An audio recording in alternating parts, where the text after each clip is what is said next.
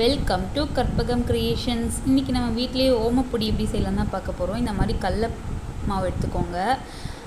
இது கூட நான் கிறிஸ்பியாக இருக்கிறதுக்கு அரிசி மாவு 2 ஸ்பூன் ஆட் பண்ணிக்கிறேன். கொஞ்சமாக உப்பு ஆட் பண்ணிக்கோங்க. மஞ்சள்தூள் ஆட் பண்ணிக்கோங்க. ஒரு அரை ஸ்பூன் வரமிளகாத்தூள் ஆட் பண்ணிக்கோங்க. இந்த சோம்பு இருக்குல்ல, இந்த சோம்பு தண்ணியில் நல்லா சுட வச்சு இதில் ஆட் பண்ணிக்கோங்க. இப்போ நம்ம ஆட் பண்ணியாச்சு. எக்ஸஸாக தண்ணி இருக்கனால நான் இன்னும் கொஞ்சம் கடல மாவு ஆட் பண்ணியிருக்கேன். பாருங்கள், நான் இந்த மாதிரி நிறைய ஹோல்ஸ் இருக்கிற அச்சை எடுத்து தான் ஓமப்பொடிக்கு ட்ரை பண்ண போகிறேன். நல்லா வெந்திருக்கு. இப்போ நான் இதுக்கு மேலே கருவேப்பிலை தூவி விட்றதுக்காக இதையும் இந்த மாதிரி பொரிச்சு எடுத்துக்கிறேன். இது வித்தின் 10 மினிட்ஸில் நான் ரெடி பண்ணிட்டேங்க.